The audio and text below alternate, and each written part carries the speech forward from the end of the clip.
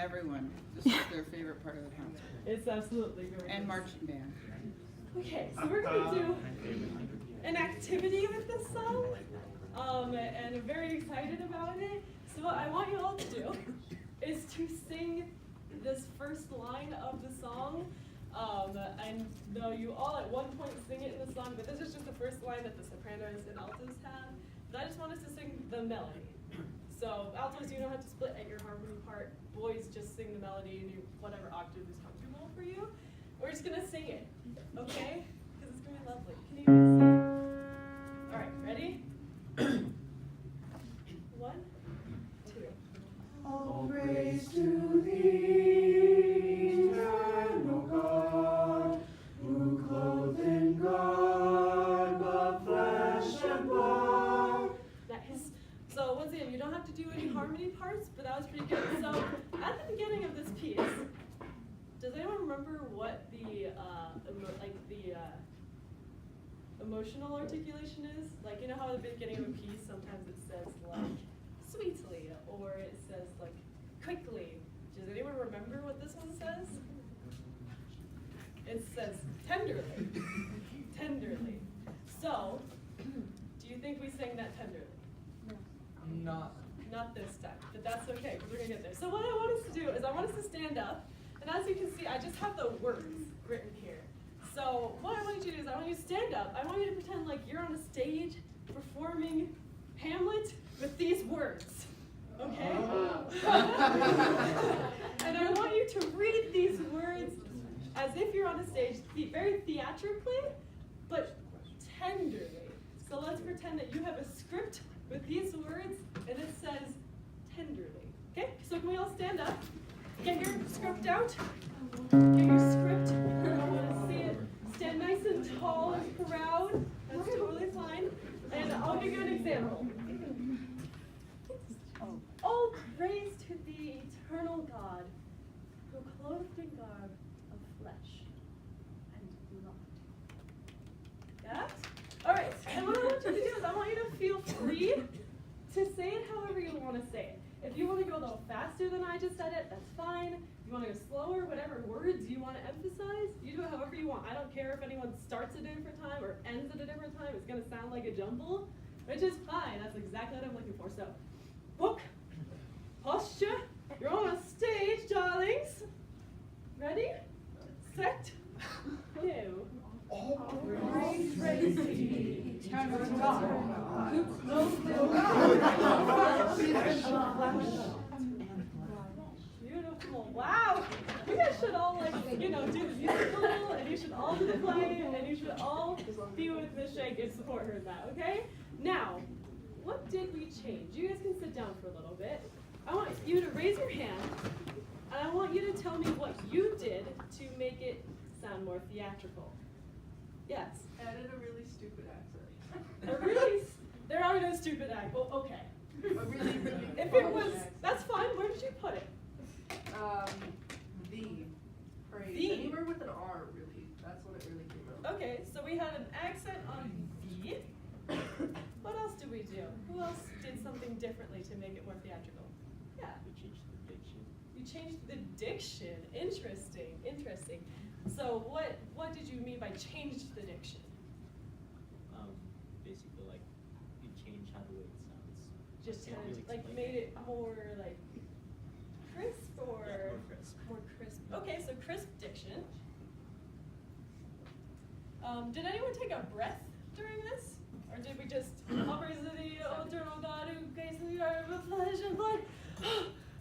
Where did you take your breath? Yes. So right where after the there's that comma. Okay. No, it's a good idea to go and just take a pause there so that all. Sure. Did anyone take a breath after the other comma? Yeah? Yeah. Did you want to put one after the other one? Unanimous decision? Yes or no after God here? Sure. Cool. All right. Who else was accenting words? I heard a lot of different accents. Yeah. I was accenting words. I'm not sure which words I was accenting because I kind of like, I'm in theater class and I'm Sure, reading that's great. Ophelia's part in Hamlet, Oh, and beautiful. I kind of just accented all of it, but I'm not sure what I accented. All right, well, go through it in already have one on thee. All praise to thee, eternal God. who put- So what's another word you would accent? I accented God and God? kind of like extended it more. Okay, perfect. I love it.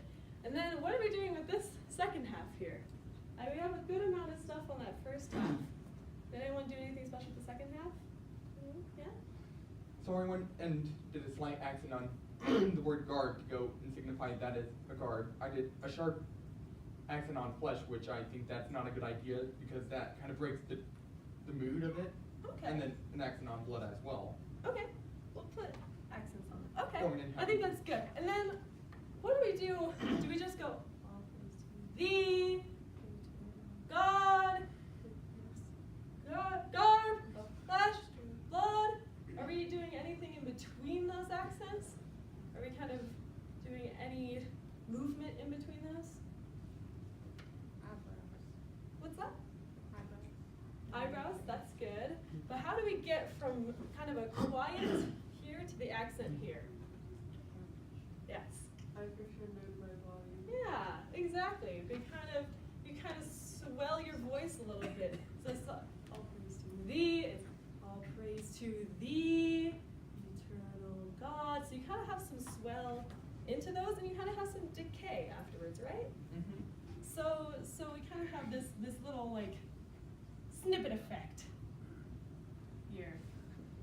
Yeah? How does that look? No. Does anyone know what this marking is in music? It's not one you see all too often. Yeah. I don't remember what it's called, but it's like words that you need to put more emphasis on. Yeah, it's like a light emphasis. There's kind of, so what we call this, that is a tenuto. Yes, there's this silly little mu in the middle because I'm in a vocal diction class, and that's how I gotta say it. It's called a tenuto. So you'll spell it like this, just exactly how it's spelled, exactly how it sounds. And it's a little different than this. Does anyone know what that is? This one here? I know it's like almost finals week, I'm sorry. This is an accent. It's pretty common in music to see accents. So the difference between an accent and a tenuto, accents are a little more punchy, a little more attack on the note, where tenutos are a little just kind of like an emphasis, like a stress. So instead of, if I had put accents over these, we kind of have all praise thee, eternal God. Instead we have tenutos, which are a little more tender. We have all praise to thee, eternal God. It also means to hold a beat for its true value. So if you were to see this over like a dotted quarter or dotted eighth, it would mean don't cut it short. They want to hear that full note. So that's what a tenuto is. So I'm putting that over these for a little more of a tender sound so that it comes off as the composer intended. So what I want us to do now is, now that we as a class have kind of created our own little phrasing here, I want us all to stand up again, get your books out, get your God Hamlet, and I want us to read it all together with these inflections, okay? All right, darlings, this is the big day. Ready, set, go. All praise to thee, eternal God, who clothed in garb of flesh and blood. Wow, that's really good, guys. That's really good. And you know what's magical about all these markings? Big. Wait, can someone answer that actually? Huh? I saw a hand here. I wasn't. No? Making It was kind of like it was your drama coming out. Yeah, yeah. What do you think? So you can go and transpose this onto the music that we already have in place. Yes, you can. Isn't that fascinating? Okay, so what I'm going to do is I'm going to toss this all right into the music. So we have a crescendo here, and then a tenuto here, okay? And then we have kind of another little crescendo here, a tenuto on God. That's a mouth. Oops, sorry. Thank you. And then another crescendo here of garb, flesh, and blood. And And then I do have this little marking here. Does anyone know what this is? Yeah? Cool. Does everyone know what that does? Okay, great.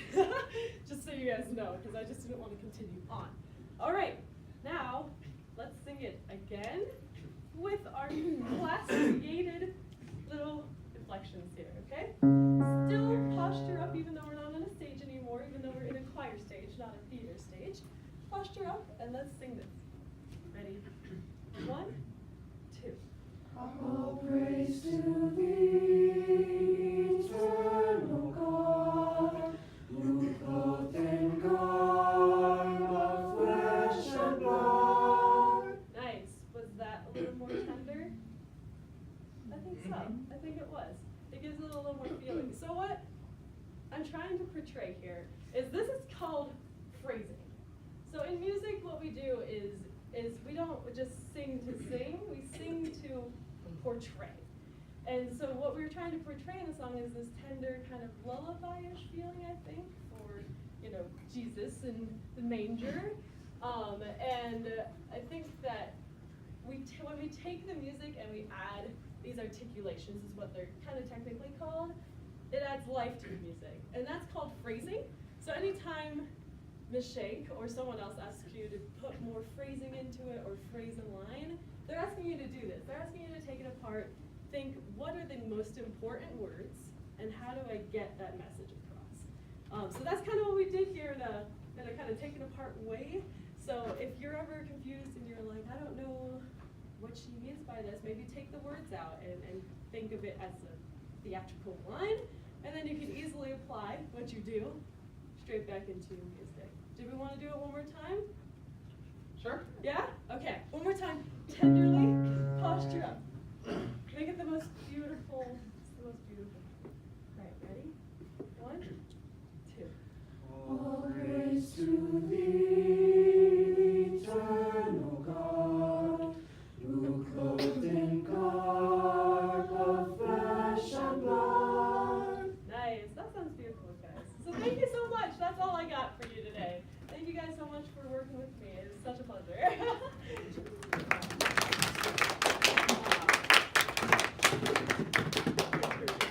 You guys can sit